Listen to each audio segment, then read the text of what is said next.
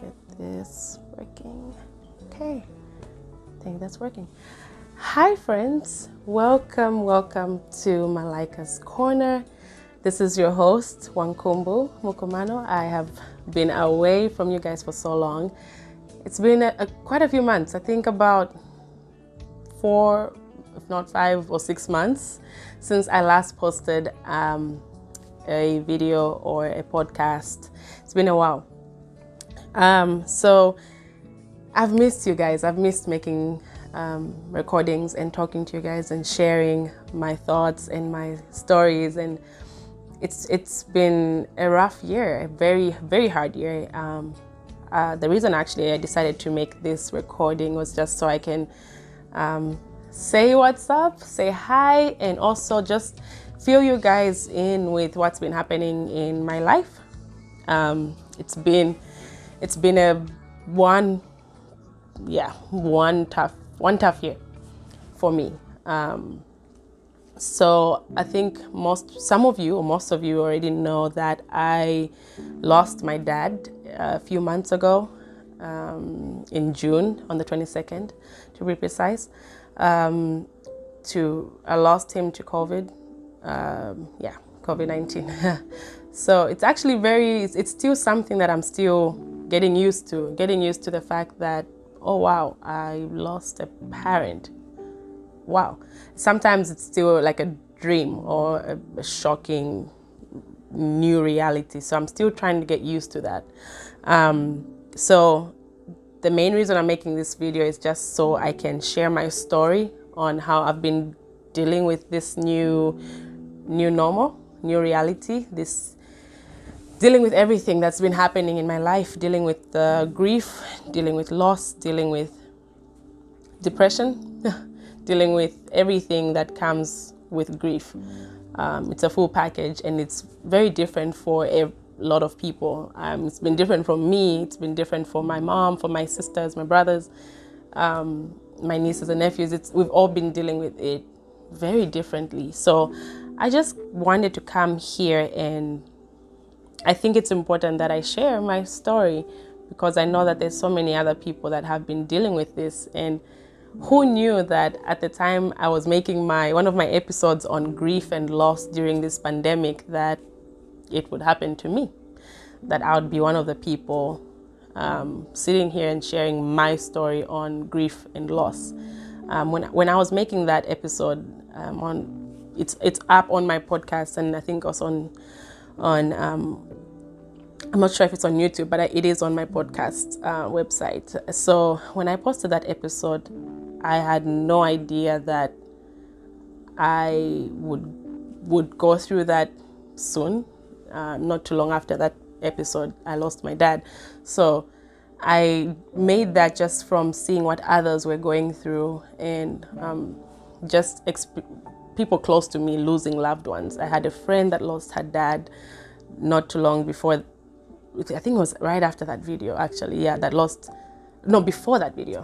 One of my close friends lost her dad, and it hit me really hard. I don't know why it hit me so hard, because I kind of put myself in her shoes. At that time, my dad was still fine. He was okay. So I never thought that it would happen to me.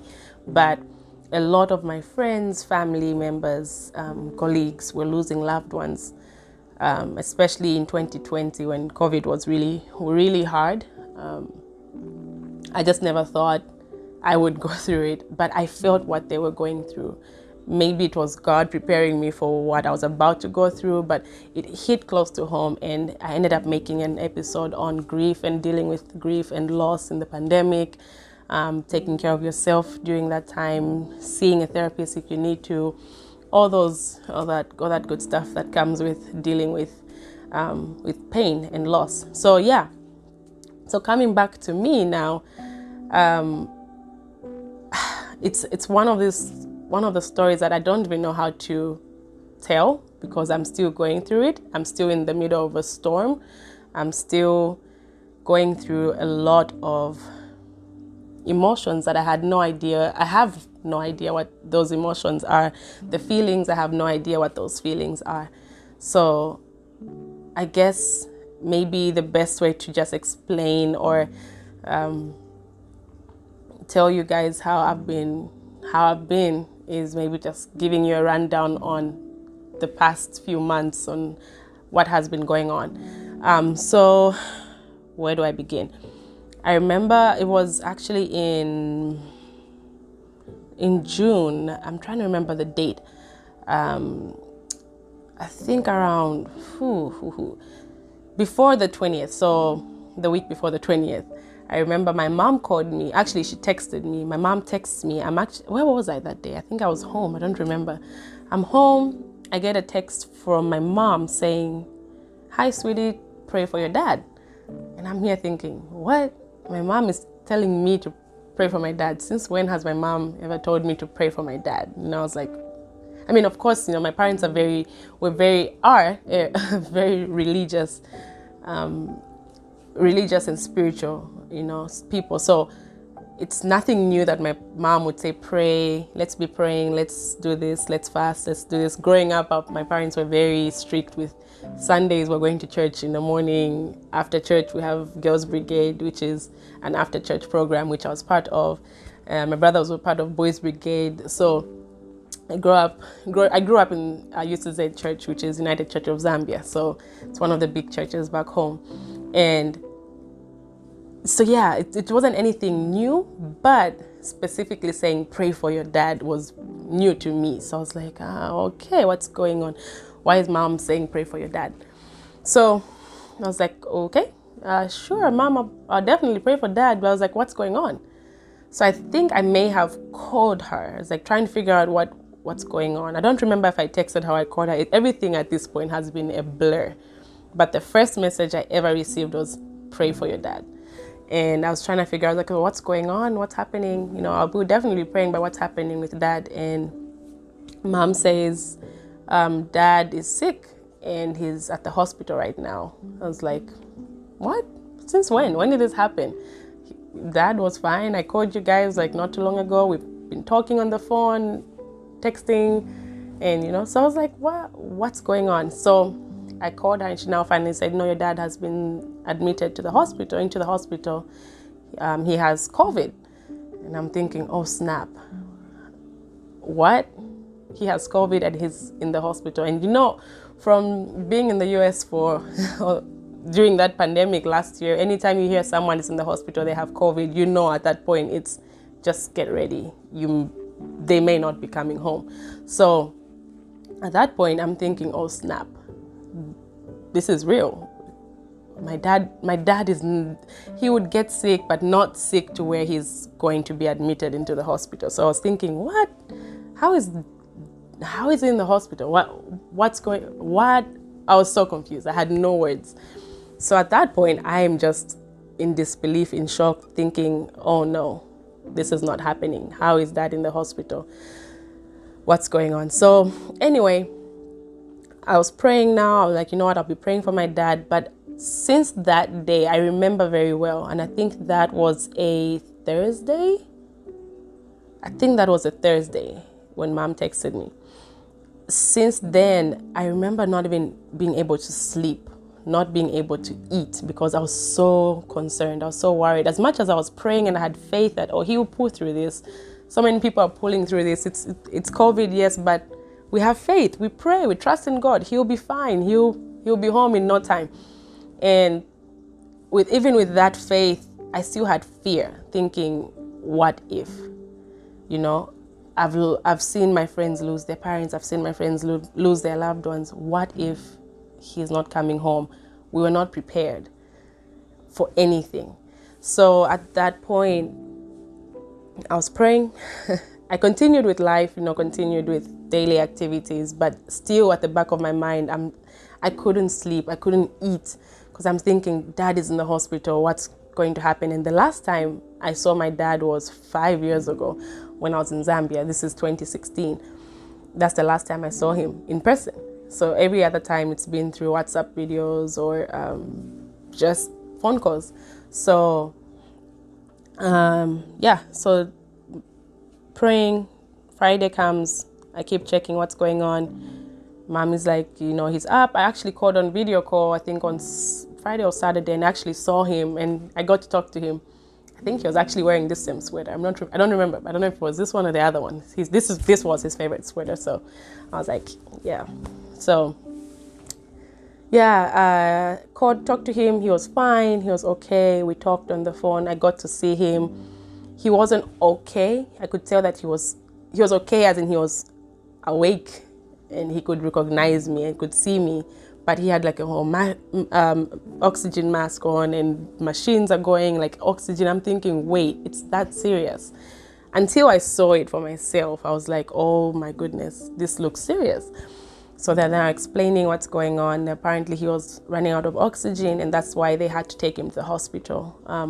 When they were home, he was coughing a lot and sleeping a lot. So mom was concerned, thinking something is not right. So that's why they had to take him into the hospital. So just so he could get his breathing back to normal. So whilst they were there, his breathing seemed to have improved. It seemed like he was getting better, but then he would still be so sleepy. So he was always sleepy, always sleeping. So Saturday comes, I called, and I could tell my mom was so tired and so scared. I could see that she was afraid. Anytime I talked to her, she was afraid. So we would always have video calls and talk and pray. And I remember at that point, I think Saturday was the day I was like, I need help. I can't deal with this all by myself. I'm far away. Yes, I have people around me, friends, loved ones, but it's hard being away from your family when something like that is going on. So I called different friends, very close friends and family members here, just to start praying. And I was so vulnerable. It's actually very hard to be vulnerable. And this was the first time that I noticed that I am very vulnerable. Because I thought maybe the more people praying, the more that God will hear the prayers, the more that God will answer the prayers. That's what I was thinking at that point. So I called different friends. I called my aunt, and she prayed for my mom, prayed for my dad. She actually called them back home, and my cousins prayed with me. I had other friends call their pastor that was praying with me. We have close friends that are here, and they actually I called them asking for help, and they said I could come over for prayers, and literally the whole community was praying. Everyone was praying. I was calling a lot of people, please pray, please pray. My dad is in the hospital. He's on oxygen support right now. So it feels like each day I would call. So like Sunday I would check in, he was still down, and my mom would say, please pray. Every time she texts me, please pray. I know it's serious. I know there's something going on. And she was actually the one in the hospital nursing him. The pandemic hit so bad in Zambia this year, like around the beginning of the year all the way to like July. It was really bad. The country was running out of oxygen. People were dying from lack of oxygen. The hospitals did not have enough oxygen to care for people. So things that can be solved quickly in other countries, we couldn't handle it, and people were dying so quickly from lack of oxygen. So, yeah. So Sunday comes and dad is still down. He's actually, at this point, his health would deteriorate quickly. He was running out of oxygen super quickly. And Monday comes along, same story. No, actually, I remember on Monday, I remember receiving a message from my brother, I think. My brother texted me, and he's like, I talked to dad today, and yeah, he said something that I think it was Sunday that he talked to him. I think that's the last day that he was talking. And he said something to my mom to our mom, and I overheard him say, take care of the kids and love the kids. And hearing my brother tell me this, saying dad said, take care of the kids, to my mom, that broke my heart. Because now I'm thinking, wait, why would he say that? Excuse me. Yeah. Why would he say that? Thinking, because I'm thinking he's going to be better. We're praying. The whole community is praying. So, yeah. So he says, take care of the kids. So at this point, I'm thinking, oh no. How can dad say that? He's going to be fine. Why would he tell mom that? So me and my brother laughed it off, saying, nah, he's going to be fine. He'll be fine. He'll be fine. Nothing's going to happen. He'll be fine. So, yeah. So anyway, excuse me. That's something that happens all the time. As whenever I share this story of what happened, it gets me. So, yes. Tuesday comes and mom is just, I remember, I think it was Tuesday night. No. Either Tuesday night or Monday night. My mom called me and she couldn't sleep. She's seeing my dad going away and she's hearing his last words by herself. That's one thing that broke my heart, because I'm thinking she's all by herself and seeing and hearing all this. It's unfair, but I wish I could be there. So I had so many thoughts in my head, and we actually sat on the phone praying. I remember it was a video call, and she asked me to sing my dad's favorite song that we always sang during evening prayers when we were back home. And I started singing with my mom as my dad was hearing us sing. I knew he could hear us. She said, he can hear you. He can't wake up. At that point, I think he got into a coma because his oxygen, for some reason, it's like it would get better, then it would just go down again. It just gets worse. So, yeah. After that, Tuesday came and it was the same thing. I actually went over to a friend's home and we just had an evening of prayer. I haven't had my heart beat so hard in like 4 or 5 days, literally. So yeah. Wednesday comes and I actually woke up on Wednesday. For the first time, I slept so well that night because I was so tired. So Tuesday night I slept and I woke up early, but for some reason I was still so tired. So I fell asleep again on the couch. Actually, I just sat on the couch and fell asleep. I woke up around 12:30 or 12:15 p.m. over here. And that was about 6 p.m. in Zambia, or 6:30 p.m. And I think my cousin was the first one that texted me of, hey, sis, unfortunately, dad is gone. Yeah. I remember just waking up and thinking, wait, huh? What? So I just woke up from a nap. So I'm thinking, that's a joke. Like, there's no way he cannot be dead. So I call my cousin and, she's just telling me her mom is in the background talking to my mom. And she just heard the news that he just passed away. He's gone. As I'm saying it right now, thinking back, at that point, I don't even know what I was feeling. I had no feeling. I think that's the word. I had no feeling. I couldn't think or feel anything. And hearing dad is gone, those words still ring in my head because I'm still processing. I'm still in the middle of grief. I'm still in the middle of a storm that sometimes I feel like I won't get over. And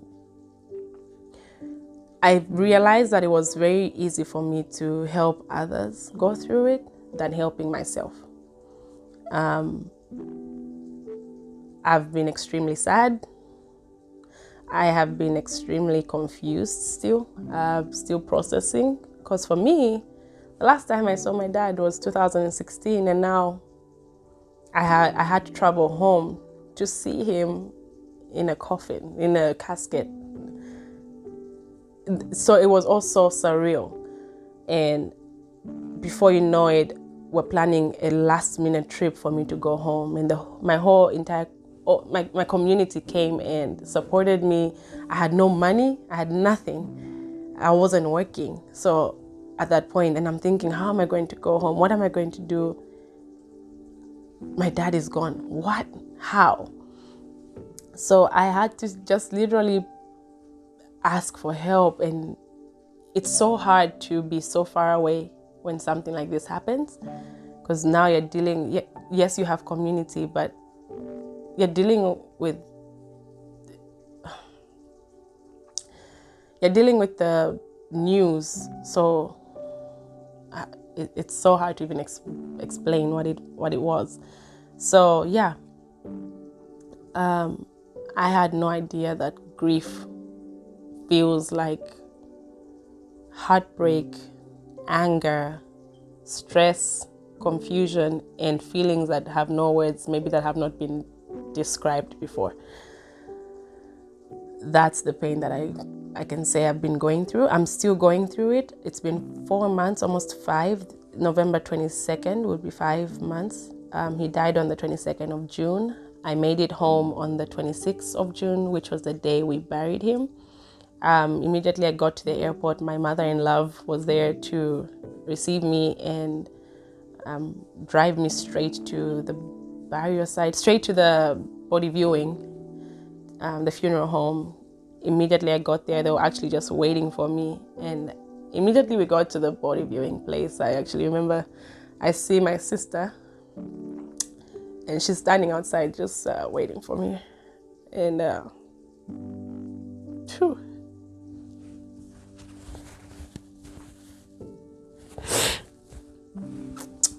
Yep.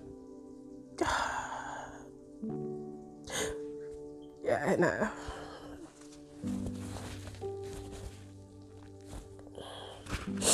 yep, I walked in and the worst was, I think the worst was not, I thought the hard part would be seeing my dad in the casket, but the hard part was seeing my sisters and then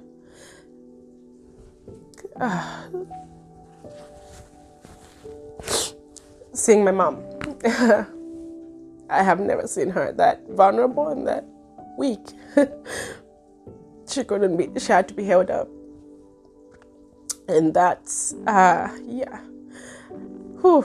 Yeah, I'm sorry.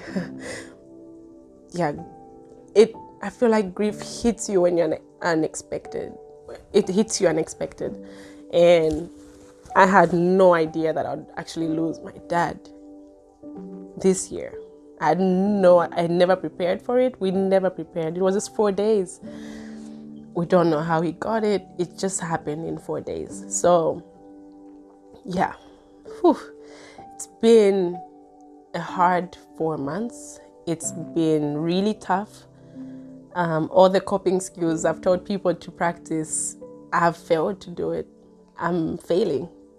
I'm really failing to do it. And I never knew that with grief, I feel like grief attracts more pain because the time I spent back home, I spent 4 months back home. I just came back a few weeks ago to the States, and I never knew that grief or pain attracts more pain because when I was home, we lost so many other people and we never expected it.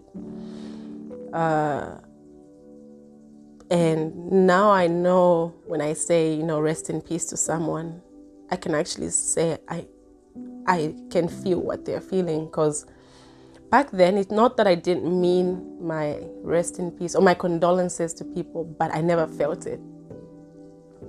I sympathized, but now I can empathize truly because I'm going through it. And it's actually, like I always say, it's okay to not be okay. It's okay to feel sad. It's okay to cry. It's all part of the healing process. And that's where I'm at right now. This was my dad's favorite sweater. And that's the one thing I asked my mom, can I please have it? Can I have that sweater? Because it reminds me of a trip they took last year with my mom to Livingston for vacation. And he actually wore it almost every day over there. And those are some of the moments I'll hold close to my heart because I saw how happy he was just to view nature, and he loved the Lord. And knowing that he's with Jesus right now makes me happy, inspires me, even though I found it's really hard. Actually, this is me being candid. I found it so hard to pray. I found it hard to be vulnerable and ask God for help or ask people for help. So I just wanted to let anyone going through grief, you're not alone, and it's okay to not be okay. I am not okay. And I won't be okay for a very long time, and that's okay. So share your stories, seek help, know that you're not alone. And yeah. Like I was saying, I think my last something that I would like to add to this is It's okay to not be okay. It's okay to be sad, because I've been extremely sad. And I'm dealing with my dad's death every single day. And being honest, most of the times you'll feel alone. You feel like no one will understand, or maybe you feel like, am I doing too much? It's been 4.5 months since my dad died. I should be fine by now.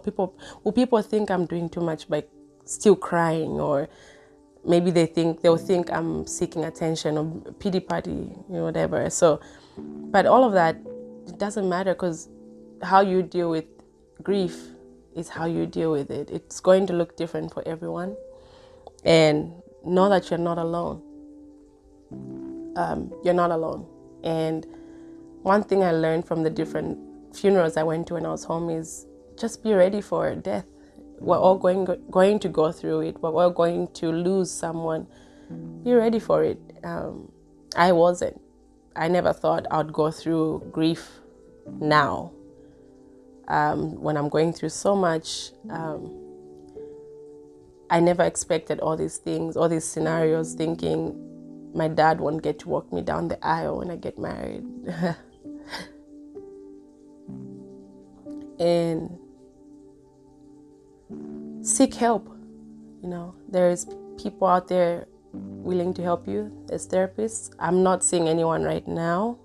No therapist. I'm not seeing a therapist right now as we speak, but I will get back to it. I definitely know that there is help, and I will get the help. And it's okay to not be okay. To anyone and everyone that has lost a loved one, you're not alone. It gets better. You always be grieving.